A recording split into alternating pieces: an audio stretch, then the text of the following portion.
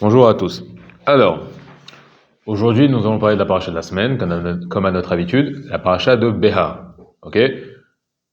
Là, il y a plusieurs sujets dans la paracha. Le principal, c'est celui avec lequel la paracha commence, sera le sujet de la Shemitah.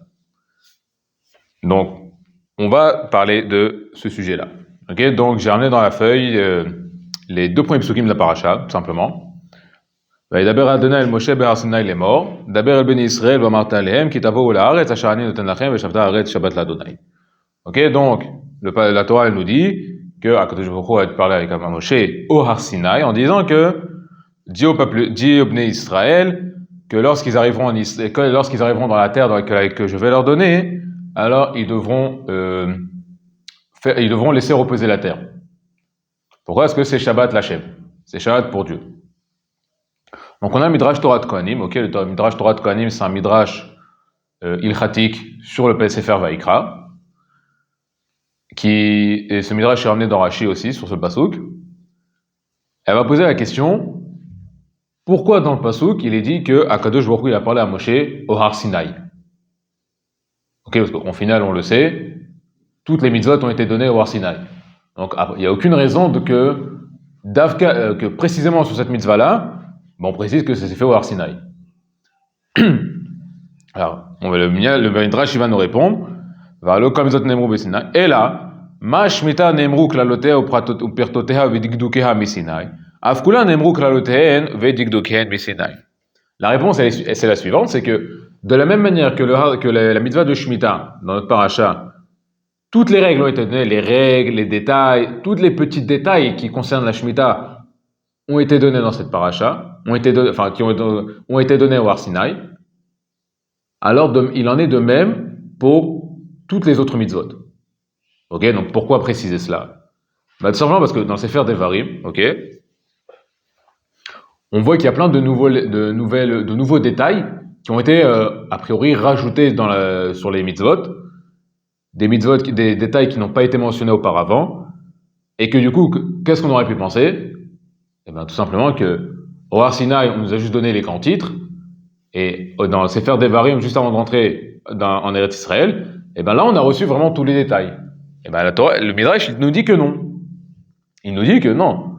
Toutes les mitzvot, dans tous leurs détails, ont été donnés au Har Sinaï. Mais c'est juste que tout a été écrit dans Sefer Devarim, mais en soi, tout a été donné au Har Sinaï. Ok? On a compris jusque-là? Ok.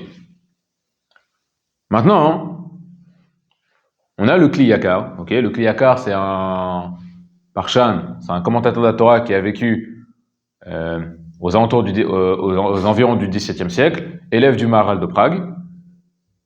Eh bien, lui, il va se poser la question suivante. D'accord, je comprends pourquoi le Midrash il a dit ça. Moi, j'ai une autre question. Pourquoi précisément sur la Shemitah? C'est-à-dire, au final, on a 613 mitzvot. Ok? Donc, le Kli Yakar se pose la question, pourquoi la Torah a-t-elle choisi précisément la mitzvah de la Shemitah pour donner tous ces détails et d'apprendre de là que tous les détails de chaque mitzvah étaient donnés au Har Sinaï? Pourquoi précisément cette mitzvah-là? Il y avait l'embarras du choix. Ok? Alors, on va lire ça dans les mots. Ouais, il dit comme ça. Shetam mitzvazo hi lashrish et Israël bemidat ha'emuna. והביטחון בשם, כי חשש הקדוש ברוך הוא פן בבואם אל הארץ, יתעסקו בעבודת האדמה, על המנהג הטבעי, וכאשר כביר מצא ידם, ישכחו את השם ויסורו ביטחונם ממנו. ויחשבו כי כוחם ועוצם ידם עשה להם את החיל הזה, ועולם כמנהגו נוהג, ויחשבו שהארץ שלהם היא, והם הבעלים ואין זולתם. Ok, donc, là il explique en fait le principe de la mitzvah de la Shemitah. Ok, le principe de la mitzvah de la Shemitah, ok, c'est quoi? C'est au final, il y avait une certaine crainte, ok, de la part d'Akadosh Baruch Hu, que, en fait, cette mitzvah, elle vient inculquer en nous, c'est la foi et la confiance en Dieu. Pourquoi? Parce qu'au final, il y avait une certaine crainte que lorsque nous arriverons en Israël, Eh ben, à force de nous occuper de s'occuper de la terre, de s'occuper de l'agriculture, donc du coup du monde naturel, alors il y avait une crainte qu'on en vienne à oublier Akadosh Baruch Hu. Pourquoi? Parce qu'on aurait dit, ben écoute, j'ai une belle récolte cette année, c'est grâce à moi. Ok, c'est moi qui me suis levé tous les jours à 4 heures du mat, qui me suis couché tous les soirs à 22 heures du soir. Tout cela pour travailler les champs. Le seul à qui revient le mérite d'avoir une si belle récolte cette année, c'est à Bibi. C'est à moi. Ok, donc il y avait cette crainte que l'homme en arrive à là, qui se dise que ma force m'a fait cette guerre. Ok, et que du coup, c'est lui le propriétaire de la terre, et personne d'autre. Alken, Otsia Mashamina Menagative les Gamri. Et donc, Akadosh Baruch Hu, il les a fait sortir en gros de cette routine naturelle. Et qui, Beshesh Shanim, Derech Haumot Lasot Shne Shanim, Zera Veshana Achat, Bo, Kede Shelo Yakri Shreila. Pourquoi? Parce que, à l'époque, je ne sais pas si c'est toujours le cas aujourd'hui, mais en tout cas, à l'époque, nous dit le Kliaka, comment ça se passait dans le monde agricole? Eh bien, c'était sur 6 ans, tu avais 2 ans où on travaillait la terre, et 1 an on la laissait reposer. Donc c'est un cycle de 2 ans, 1 an, 2 ans, 1 an. Ok? Eh ben non, on te dit non. Akadosh Baruch Hu dit non. Toi, vous allez faire autrement. Pendant 6 années d'affilée, tu vas labourer la terre, tu vas travailler la terre, et c'est seulement la 7e que tu vas la laisser reposer. Ok? Donc c'est vraiment aller contre le courant de l'époque. Umide shana beshana. Vani maftichecha leosif kocha shelo takrish. Et te dit Akadosh Baruch Hu, je te promets que la terre ne va pas s'affaiblir. Au contraire, je vais la renforcer chaque année.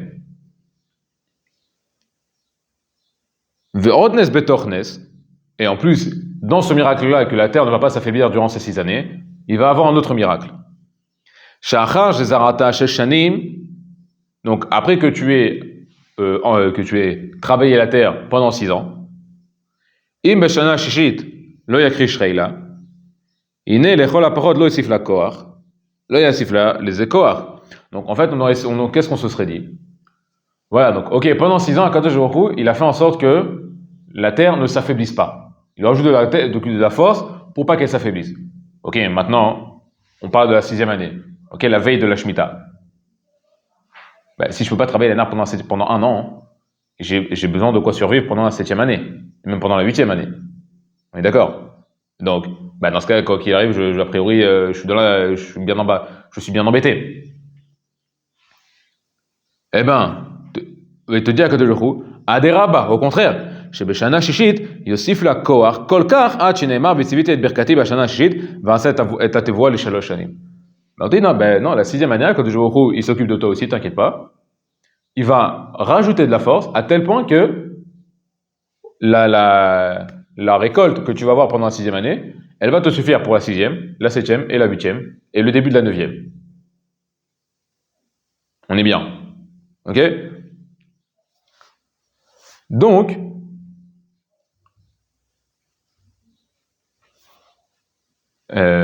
voilà. Donc, on a compris déjà c'est quoi le principe de la Shemitah. Le principe de la Shemitah, c'est inculquer dans le peuple juif, dans le juif, c'est la foi et la confiance en Kadosh Baruch Hu, comme quoi il va s'occuper de nous pendant cette période-là, mais de manière générale, pour toute notre vie.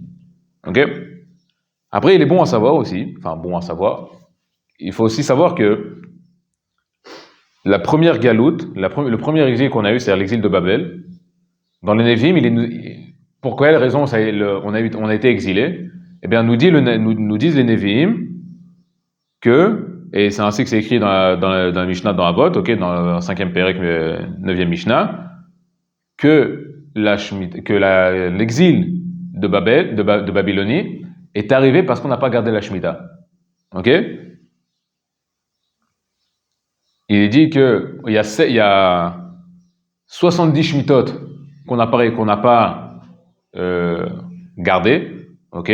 Donc 70 Shemitot, ça revient à peu près, si je dis pas, oui, à 490 ans, ok? Donc il y a 70 Shemitot qu'on n'a pas gardé, Et contre ces 70 Shemitot, on a eu 70 ans d'exil. Donc déjà, ça montre la grandeur de cette mitzvah, à quel point il y a une khumra dessus, à quel point Akadosh Baruch Hu, il va être strict sur cette mitzvah-là. Ok? Ça nous montre l'importance de celle-ci.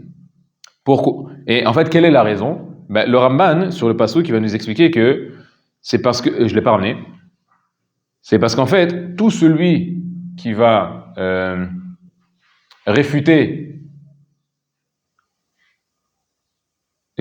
en fait d'accomplir cette mitzvah de la Shemitah, en fait, il va réfuter aussi le fait qu'Akadosh Baruch Hu, il a créé le monde et qu'il y a un monde futur. Ok? Pourquoi? Ben, c'est très simple. Tout le principe de la Shemitah, c'est de dire Akadosh Baruch Hu, il a créé le monde, du coup, c'est lui qui le dirige, et du coup, il peut tout faire. Donc, s'il a décidé que pendant 6 ans à la file, je travaille la terre, et que la terre ne va pas s'affaiblir, et que la 6e année, j'aurai une récolte qui me suffira pendant 3 ans, eh ben, quand j'accomplis cette mitzvah, ça implique tout ça. Et du coup, ça veut dire que je reconnais que Akadosh Baruch Hu, il a créé le monde, c'est lui qui le dirige, et du coup, aussi, et que je crois au monde futur également. Mais à partir du moment où je refuse de faire la mitzvah de la Shemitah, eh ben, c'est-à-dire que je réfute toutes ces données-là. Je réfute le fait qu'Akadosh Baruch Hu, il a créé le monde, je réfute le fait qu'il y a un monde futur. C'est pour ça qu'Akadosh Baruch Hu, il va être si strict sur cette mitzvah-là, nous explique le Ramban, pardon.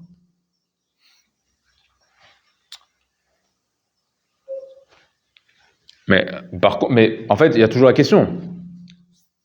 Au final, même si d'accord, on a compris le principe que nous a enseigné Kliyakar, mais en quoi ça empêche d'enseigner tous ces détails-là dans les Mishnayot, dans les Braïtot, dans la Gemara? Pourquoi tout doit être écrit dans la Torah? Pourquoi? Parce qu'on va dire comme ça.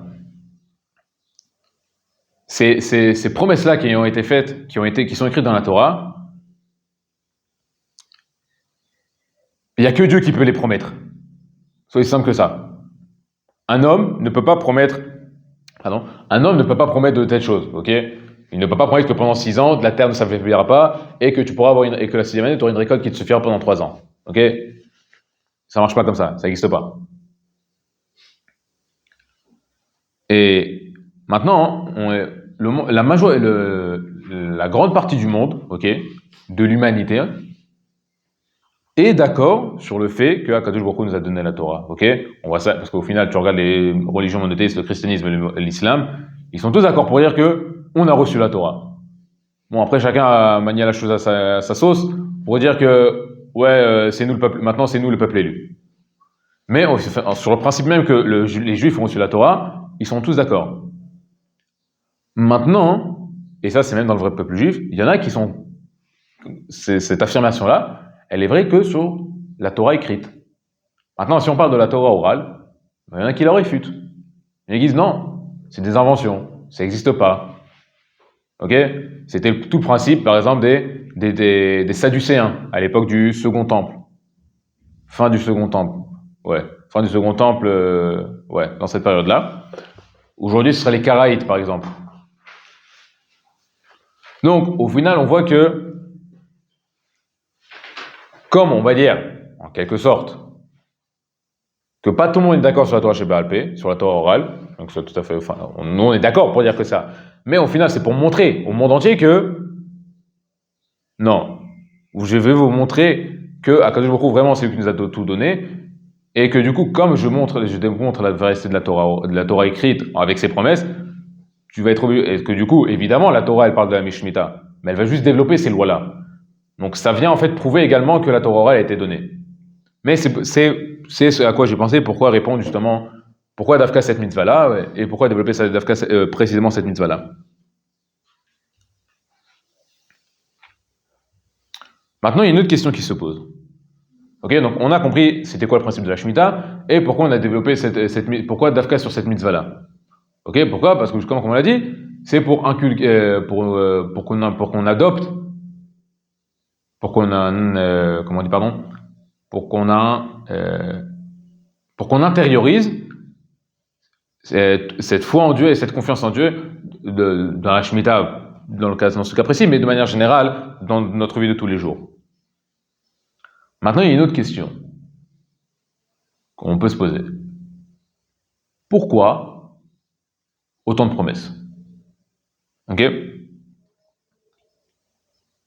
C'est-à-dire, on voit que la Shemitah, c'est une mitzvah où tu vois qu'il y a plein de promesses. Dans le sens, travailler à la terre pendant 6 ans, tu n'auras aucun problème de récolte, la terre ne s'affaiblira pas, tu auras pendant la 6e année, pendant 3 ans d'affilée, tu auras de la récolte, et si Bechlal, on parle d'une année où tu as la Shemitah et juste après tu as le Yovel, okay, qui arrive au bout de 50 ans, je rappelle, enfin c'est la 50e année, et ben là du coup c'est 4 ans de Shemitah, enfin du coup la promesse elle est sur 4 ans, enfin il y a énormément de promesses, et pas des petites en plus, sur ce sujet-là, et donc pourquoi autant de promesses? On voit dans les autres mitzvot. Alors certes, il y a d'autres mitzvot, on voit où la récompense a été explicite, comme par exemple la mitzvah de Shiluach Haken, ou la mitzvah de respecter ses parents, où la récompense est explicite. Vivre de longs jours, avoir une longue vie. Mais ça s'arrête là. C'est pas vraiment détaillé. Et bon, c'est juste 2, 3, 4 mitzvot. C'est pas une règle, quoi. Dans la majorité des mitzvot, il n'y a pas la récompense qui est donnée. Ou de promesse. Alors pourquoi ici oui? Alors, j'avais vu dans le Sefer Soda Haftara, ok, du Rav Shimon Biton, sur la Haftara de Béha, ok, là-bas, dans le Midrash, dans le Midrash, sur le passage de la Haftara qu'on lit, ok, qui va parler aussi du coup qui va parler de la Shemitah, pardon, je recommence. La Haftara de la Parashat Béha, c'est dans Yirmiyahu, ok? Yirmiyahu, c'était le prophète qui a vu la destruction du premier temple et qui l'a prophétisé.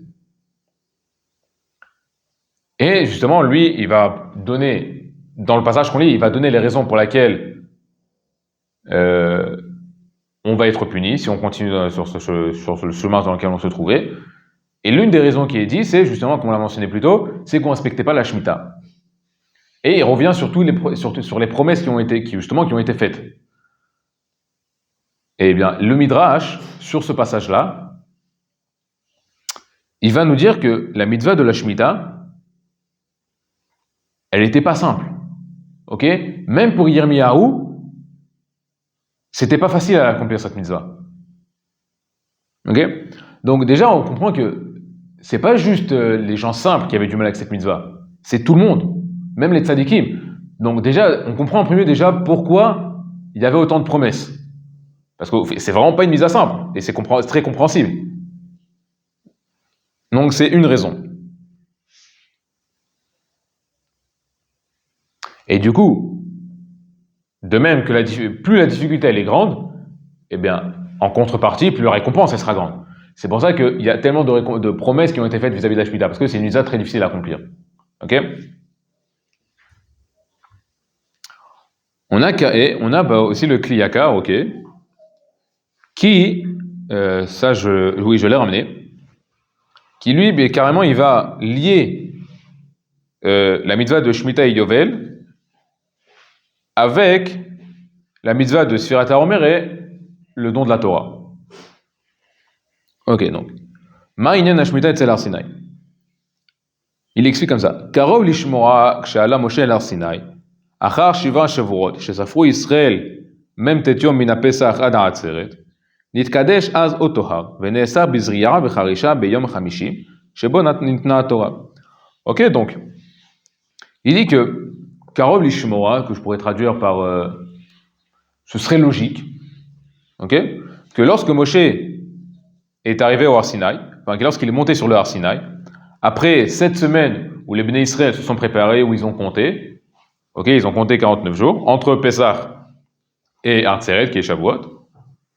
Alors, ce même mont, ok, comme le mont Sinaï, ce même mont s'est sanctifié, ok, il est devenu Kadosh, et de ce fait, il a été interdit de le labourer, de l'ensemencer, le 50e jour, ok? Donc le jour de Matan Torah, ce même mont s'est sanctifié et il a été interdit de le travailler, ok? De le labourer, de l'ensemencer et tout. Vehuzman meshichat hayovel likrodero vechofshi lechol Israël chirut al haluchot. Ok? Et c'est à ce même moment que on a eu ce yovel, ok? Donc on a eu où justement il y a eu cette Kriyat Shofar, où on a libéré, parce que justement lorsqu'il y a eu le Matan Torah, on a sonné le shofar, ok? Et là-bas on parle de Yovel, ok? Parce que le final Yovel, c'est un des noms qu'on donne à la corne de l'animal, c'est pour ça qu'on appelle ça Yovel. Et avec ce son, on a libéré tous les esclaves, et que du coup tous les Bnei Israël sont devenus libres. Pourquoi? Parce que Nachon, on dit que je ne sais plus comment il va passer, comment dire, Charut à la Luchot, quand on parle que les paroles de Dieu ont été engravées dans la pierre, sur les tables. Alors la Mishnah te dit, Al tikra Charut et la Cherut, she'enecha ben chorin et la Mishéosek Batora. C'est-à-dire que la seule personne qui peut être définie, qui peut être appelée en tant que personne libre, c'est seulement celui qui étudie la Torah. Ok, donc c'est ce qu'il dit là. Donc, l'école Israël, Chirut al-Luchot, l'école al-Shofar chez le Matan Torah. Et que du coup, en gros, pourquoi est-ce qu'on est libre? Parce que justement, de un, on est au Sek Torah, on étudie la Torah, et qu'on a eu le Shofar qui libère tous les esclaves, comme dans le Yovel. Le Yovel, je rappelle, c'est la 50e année, à Yom Kippour, 7 Yom Kippour, on sonne le Shofar, et là, tous les esclaves juifs sont libérés. Et tous ceux qui ont vendu leur terre pour des raisons de dette ou autre, eh bien, la terre leur revient.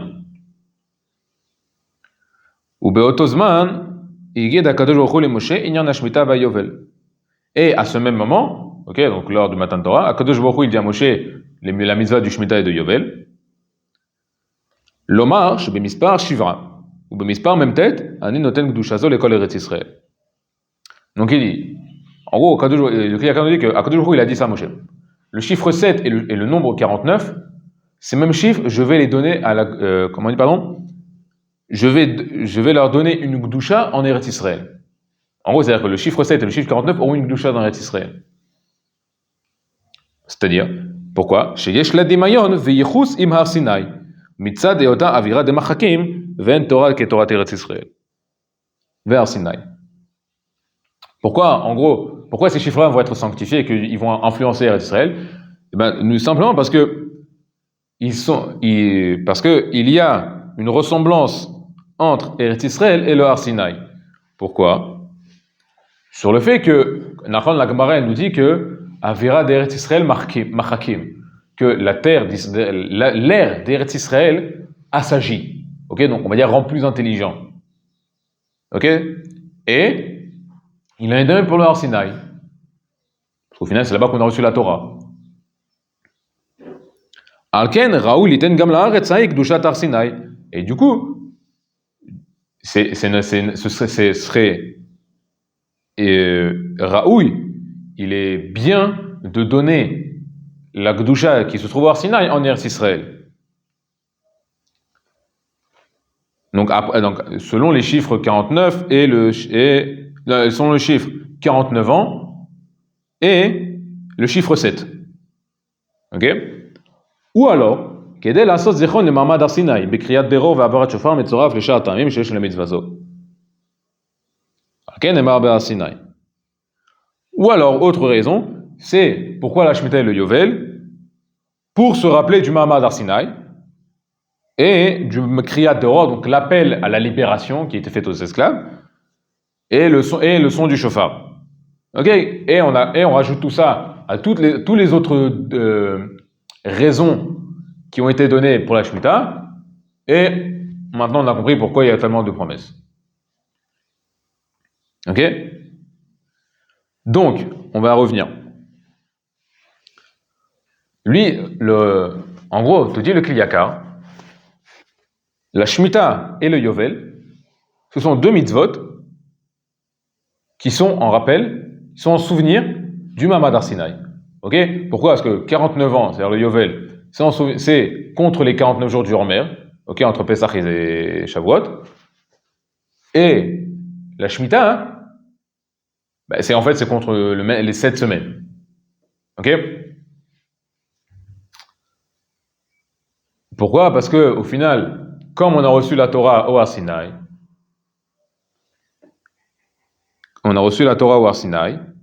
et du coup, on parle du principe que c'est l'air qu'il y avait au Har Sinaï, du coup, il a s'agit.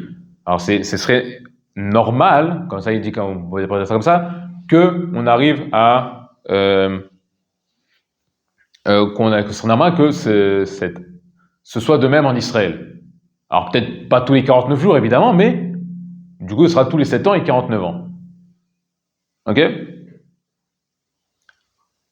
Bon, bien là, j'avais entendu au nom du Rav Deiri, qui est un ancien Rav de la Yeshiva, qui avait dit au nom du Rav Drukman, ok, Zatzal, que c'est vrai, genre, que le Har Sinaï était, non, pardon, que le Har Sinaï, en fait, il est constitué de la terre d'Eretz Israël. Donc, on voit au final, c'est une seule et même entité, en fait, selon ce pérouche-là. Ok? Voilà. Donc maintenant, on a le Meshech Chochma, ok, qui va sur le même principe du Kli Yakar, c'est-à-dire il va lier la mitzvah du Shemitah et Yovel à d'autres mitzvot, mais pas Sfirat HaOmer et Matan Torah, mais lui, ça va être Shabbat et Yom Tov. Ok? Pourquoi? On voit. Là, il va nous ramener le Midrash. Ou Betorat Kohanim. Shabbat Lashem. Keshem shenemar Beshabbat Bereshit. Shabbat Lashem. Ok, donc on parle de Shabbat Bereshit, on parle du Shabbat qu'on a toutes les semaines. Et là, il est dit Shabbat Lashem. Ok, quand on parle du Shabbat Bereshit, on parle de Shabbat Lashem. Car Neemar Bishvirit Shabbat Lashem. Donc, de même, on a dit pour la Shvit, pour la Shemitah, Shabbat Lashem. Ok, donc il nous renvoie au Ramban, mais je ne l'ai pas ramené et j'ai pas eu le temps de le lire. Mais on va voir ce qu'il nous dit. Oulam la nire. Mais à son propre avis, voilà la raison pour laquelle cette même question de Shabbat Lashem a été dite, ou pour Shabbat Bereshit et pour Shabbat Shvirit. Dedina ate lashmoina. Il dit, ça vient nous apprendre une halakha. Dekmo dekdushat Shabbat chaluka mikdushat Yom Tov. De Shabbat gvia vekaima veyom Tov Israël mekat shelehu. Ubeyadam lagdim zmano olacho. Lochen Shabbat gvia vekaima. Donc il te dit, de même qu'il y a une différence entre Shabbat et Yom Tov. Pourquoi? Parce que Shabbat, c'est quelque chose de fixe. Ok, c'est-à-dire tous les 7 jours, il y a Shabbat. Quoi que tu fasses, il y a Shabbat. À tel point que, dans le Shulchan, il y a une halakha comme ça, que si quelqu'un est dans le désert et qu'il a perdu le compte des jours, eh ben, à partir du moment où il se rend compte, au final, que ça fait un certain moment qu'il n'a pas fait Shabbat, parce que voilà, au final, il ne sait plus quel jour de la semaine on est, on te dit, à partir de ce moment-là, à partir du moment où il se rend compte, il compte 7 jours et il fait Shabbat. Pourquoi? Parce que Shabbat, c'est quelque chose de fixe. Tous les 7 jours, il y a Shabbat. On te dit, Yom Tov, c'est différent. Pourquoi? Parce que Yom Tov, quand est-ce qu'il est fixé? Ben, il est fixé selon Israël, selon le Beddin. Pourquoi? Parce que, comme on le sait, les Yom Tov, ils dépendent de Rosh Chodesh. Et Rosh Chodesh, c'est le Beddin qui fixe quand est-ce qu'il y a Rosh Chodesh. Évidemment, selon les témoignages du renouvellement de la lune, mais c'est le Beddin qui va décider que si oui ou pas, aujourd'hui c'est Rosh Chodesh. Et donc, en fonction de cela, Yom Tov va tomber, on va dire, lundi ou mardi. Alors, il t'explique que Ken Chaluka Gdushat Shvirit mi Gdushat Yovel. Il te dit qu'il en est de même entre la Gdusha de la Shemitah, de Shvirit, et la Gdusha de Yovel. Pourquoi? D'école, machin Noged Beshvit, Noged Bayovel. Parce que toutes les lois qui s'appliquent à la Shemitah, à la Shvirit, s'appliquent au Yovel. Rak de Yovel Talia im lo taku o lo shachwa badim l'cherut. Mais la Yovel, la différence avec la Shemitah, c'est que la Shemitah, elle arrive tous les 7 ans, quoi qu'il arrive. Mais le Yovel, il arrive tous les 49 ans, enfin, il commence à 50e année, mais il y a quelque chose à faire. Il faut faire quoi? Il faut sonner le chauffard du Motzei Yom Kippour. Motzei Yom Kippour, il faut sonner le chauffard, et avec le son du chauffard et ou la libération des esclaves, là commence le Yovel. Ok, donc, c'est-à-dire que le principe est le même. La Shvit, c'est quelque chose de fixe, on ne peut pas le changer. Mais le Yovel, ça dépend de nous. C'est pour ça que, par exemple, aujourd'hui, on ne fait pas le Yovel. Pourquoi? Parce qu'on ne remplit pas les conditions. Et il n'y a même pas une telle chose que Yovel des Rabbanan, contrairement à la Shemitah. Ce serait le même principe, par exemple, vis-à-vis de... C'est-à-dire, si on n'avait pas le calendrier institué par Hillel à Katan, et qu'on n'avait pas tous les comptes, justement, de comment calculer le renouvellement de la lune, bon, on n'aurait pas Yom Tov, tout simplement. On n'aurait pas les Pessah, Shavuot, Sukkot, on ne pourrait pas les fêter. C'est le même principe. Ok? C'est-à-dire, la Shemitah, Shabbat, c'est quelque chose de fixe, on ne peut pas changer, immuable. Et on a le Yovel et Yom Tov, où ça dépend du Beth Din, ça dépend de nous, en fait. Ces deux choses-là requièrent une action de l'homme.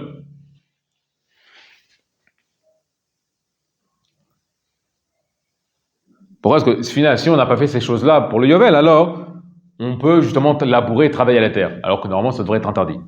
Ok?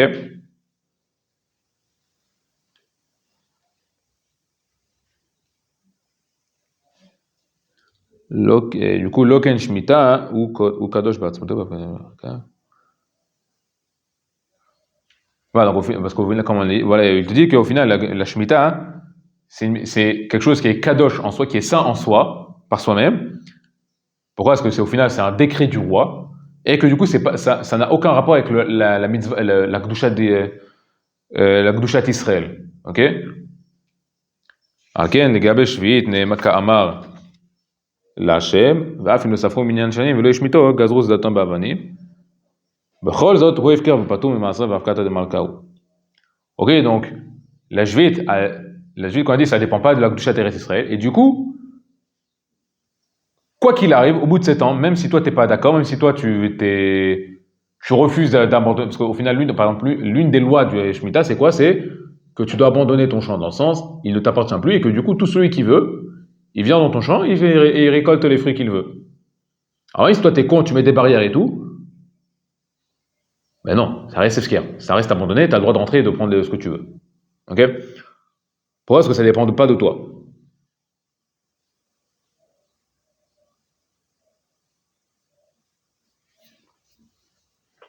Et du coup, comme on a dit, le Yovel, c'est quelque chose que c'est nous-mêmes qui allons sanctifier. Pourquoi? Parce qu'au final, il dit ki Yovelhi kadosh tiyelachem. Ok, c'est écrit dans la Torah. Parce que c'est le Yovel, elle sera sainte pour vous. De là, on apprend que justement, ça dépend de nous, c'est à nous de la sanctifier le Yovel. Ok?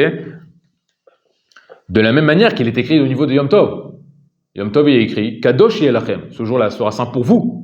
De là, on apprend que c'est à nous de le sanctifier. Pourquoi? Parce que la Shemitah, elle va enseigner, elle va mourir al chidush haolam. Ok? Il enseigne sur le renouvellement du monde. Ok? C'est le principe de la Shemitah, le renouvellement. Comme le Shabbat. Le Shabbat, c'est le renouvellement. Alors que le Yovel, lui, il va plus montrer sur la libération des esclaves. Ok? La libération des esclaves, ça va être aussi par exemple le retour des terres alors juste propriétaire. Ok? Et du coup, si on parle que c'est comme le Yovel, ça va être le renvoi des esclaves, la libération des esclaves, et bien quoi ça nous rappelle? Yetziat Mitzrayim, la sortie d'Égypte. Nous-mêmes, on était esclaves, et maintenant on est devenus libres. Et du coup, en gros, c'est pour ça que on va dire que du coup, le Yovel sera en Zecher Yetziat Mitzrayim en soi. C'est vraiment Zecher Yetziat Mitzrayim, en souvenir du Yetziat Mitzrayim.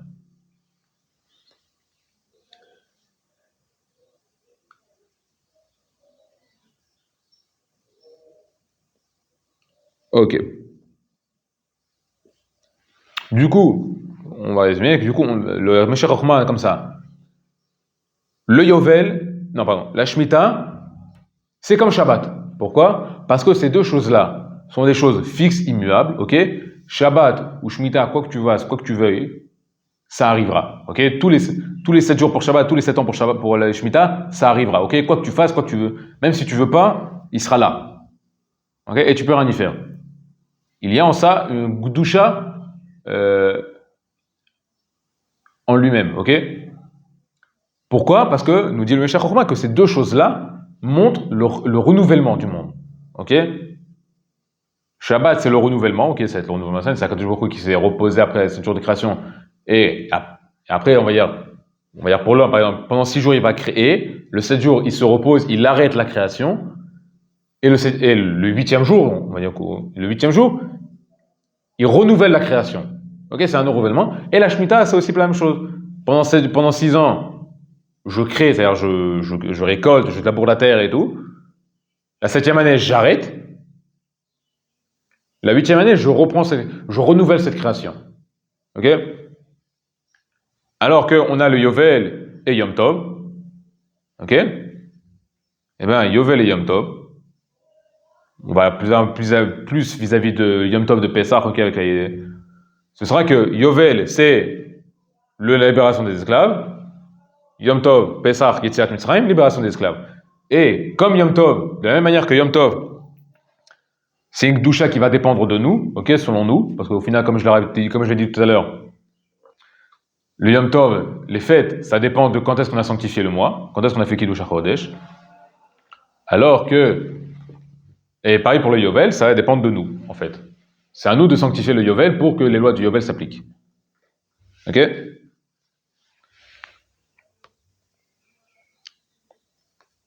Donc, en fait, de là, on va voir que on a tout ce qui est principe là, du renouvellement du monde. Ok? Ça apparaît en fait à plusieurs niveaux. Ok? On a au niveau de la semaine. Ok? Donc tous les 7 jours, comme on a dit, eh bien, tous les 7 jours, pardon. Oui, tous les 7 jours, on a Shabbat. On a aussi, par exemple, cette Koufa du Homer. Cette Koufa du Homer, c'est aussi une période de renouvellement. Parce que comme tout le monde nous le dit, enfin, c'est très connu, que cette période du Homer, c'est une période où, en fait, on doit se travailler, on doit améliorer nos midotes, nos traits de caractère. Ben, c'est aussi un principe de renouvellement. En fait, on se renouvelle. Ok? Berlal, quand on sait que, et Berlal, on sait que, normalement, si on n'avait pas fait le Cheta Egel, la faute du Vaudor, eh bien, après Matan Torah, nous dit Chazal que le Yetzer Hara n'existait plus, l'ange de la mort n'existait plus, et pareil pour le Satan. Ok? C'est-à-dire vraiment, le monde était revenu à son existence première, c'est-à-dire avant la faute d'Adam Arishon. Donc là, on parle vraiment d'un renouvellement. Ok? On a la Shemitah, où c'est aussi un renouvellement, comme on a expliqué.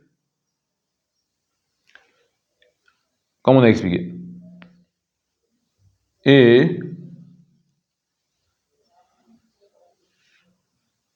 on voit qu'en fait, et chaque niveau, on va dire qu'on parle de la semaine, du Homer ou de la Shemitah, on voit qu'au fur et à mesure, la difficulté, elle va augmenter. Ok?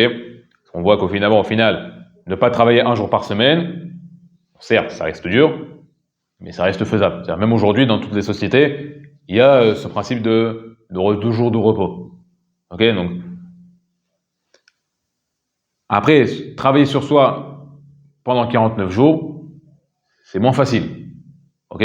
Bon, même si c'est pas juste pendant cette période-là, c'est tout au long de l'année, oui, mais c'est vraiment une période là qui est vraiment pour ça, qui est vraiment faite pour ça. Donc c'est pas facile. Et on a la Shemitah où Bechla, ou carrément c'est un niveau au-dessus. Pourquoi? Parce que la Shemitah, ça va être en fait les deux ensemble. Ça va être et Shabbat et le Homer en même temps. Pourquoi? Ben, comme on a dit, Shemitah c'est Shabbat, ok, c'est l'année du repos. Ok? Donc ça va être le principe du renouvellement. Mais on a également ce principe de Tikkun Amidot. Pourquoi? Parce que Chazal nous dit que la Shemitah, l'une des raisons pour laquelle la Shemitah est donnée, c'est pour les agriculteurs. Pourquoi? Parce que les agriculteurs, au final, toute la journée, ils travaillent. C'est pas le genre de métier où on peut se permettre de pas travailler. Ok? Ok, c'est vraiment comme une certaine abnégation à ce travail. Alors, on dit, cette année-là, ils sont libérés de tout travail pour qu'ils s'adonnent à la Torah. Et évidemment, en étudiant la Torah, ils vont s'améliorer, ils vont devenir de meilleures personnes. Alors, c'est les deux choses ensemble.